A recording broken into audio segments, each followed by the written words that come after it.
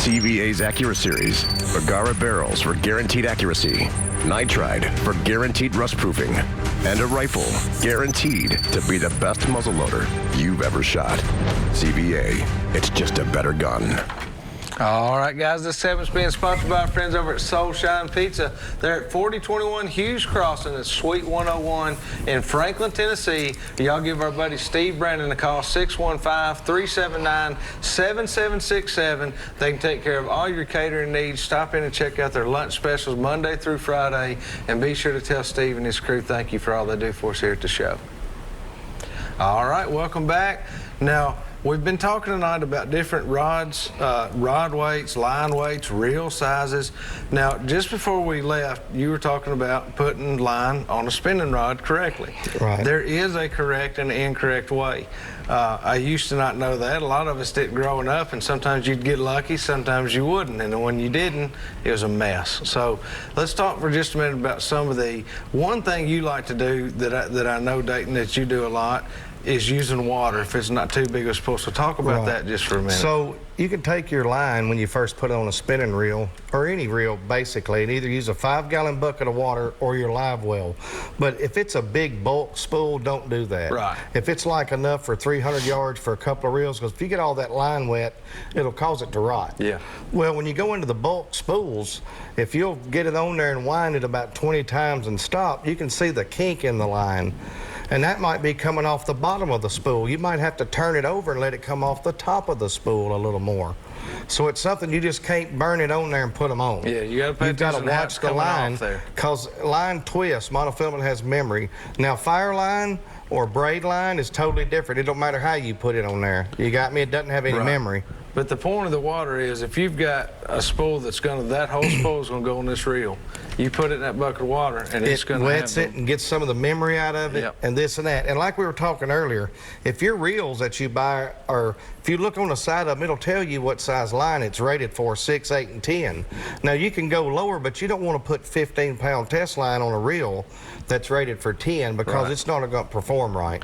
As soon as you open the bell, the line's just going to pour out the end of it, and you'll be like, man, I hate these reels. Yeah. So it's basically, it's the reel. And once again, it goes back to one reel per what you're fishing for. That's why people have so many rod and reels. Yeah. So this here would be a hair fly rod, or a shaky head, or a Ned rig. Yeah. Or drop shot. I mean, any of the above. Smallmouth, this is what you used when Bobby's entry this past year, smallmouth fishing, this same rod. That's right. Throwing hair flies, you know, stuff. And now, what size, does this got 8 pound on or 6 pound? This has 6. Okay. And, you know, we fish at night, so you need monofilament if you like blacklight fishing, because it shows your line out in the water, and you can see, if you keep track of when it hits the bottom by the time the line goes slack in the darkness. So it does help. Yeah. And then you have your green lines for daytime and regular clear for daytime. So in daytime, if you use mono, you'll notice in the water a fish could see your line a little more versus a green line or a fluorocarbon. Yeah. And braid, I just use it for top waters, because if you're trying to throw a worm or something on the bottom and you get hung, it's about impossible to get it loose. Yeah.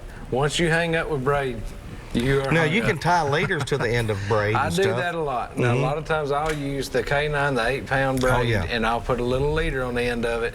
And doing that, it's okay, because you can break that leader loose if you have to. But if that old braid gets hung up in something bad, you about to sink the boat trying to get it. And you know what I've learned over the years, like when you're flipping a 3/4 ounce jig on mono, when you flip over against a bluff, that mono has a tendency just to make a bow in the line.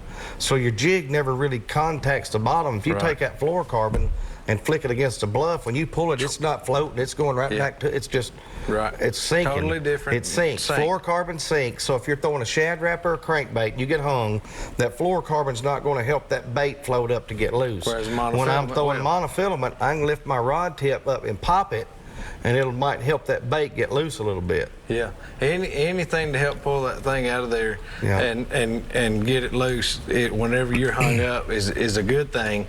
But again, with the braid, it's just about impossible. So some people are huge fans of braid. You or I, neither one are. I know I've never seen Terry use it, but it has its place like anything else. And some guys use braid all the time. So nothing wrong with braid, but I'm with you 100% on that. And like I said, top water, rat, spook, you're better off with braid. But People crappie Outside of fish that. with it. You know, it's fine. I understand, and it's great as long as it's a If I'm technique fishing you the enjoy. bottoms in New Johnsonville or something like that where you got a lot of cover, then you use braid with the wire hooks. That way, if you do get hung, you can pull it and straighten out the hook, and you just bend it back. Right. Yeah, JR talked about that with white bass just a few, I guess it's been a month or two ago when he did the show with crawfish. He said the same thing Terry just said. They use a heavier line then, but they use that little wire hook. You straighten it right and out. then they just literally straighten the hook out, bring it back up, set the hook back in, and you can do that too if you do want to use braid. When I was a kid a long time ago, 6 and 7 years old, Daddy had these crappie jigs that were made like out of aluminum hooks. So you could literally, if you hung, you could just almost pull it free, but if you caught a fish, he couldn't straighten it out. Yeah. So he used one jig for like 8 days, Yeah. you know, and never lost it. Yeah, I mean, it makes all the difference in the world. And a lot of times you can, and that's why we use, you know, we talked just a little bit while ago about using a float over top of a crappie jig. You see Terry do that a lot on the videos that we do. But when you're on a boat and you get that jig hung, that's one thing. You go over top of it and get it out. When you're on the bank, you can't do that. So using that float's kind of the equalizer, and you keep that bait, you know, up above without having to worry with that. But we still use just a lightweight float and still a lightweight line. Terry, again, a 432nd. I mean, right now it's a teeny tiny bait on a teeny tiny. Are you usually using a 5 foot, Terry? You usually actually just using a 5 foot rod, aren't you? I'm using a 5 foot when I'm in a lot of brush, but normally if I've got open bank, then I'm using 7 foot, 6.5, 7 foot. So it can just vary. I need the distance.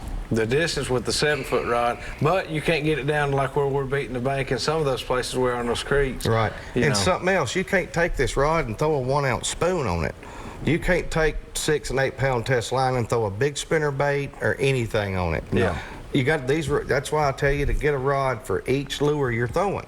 Yeah, and reel. And 'Cause reel. The reel being set up with the rod is as important as anything. That's right. You got to have the right reel to set up, and everybody's going to have a preference on that. I And like so it, you know. Right, and you just can't tie a spinner bait or anything on this rod. You just cannot do it. Yeah, your results are not going to be It's the not same. going to be feasible, just like you can't tie a hair fly on that spoon rod, you know, with that 20. It's just learn and keep learning. You learn your spine weights, your line weights, and I promise you'll catch more fish, especially using the right line.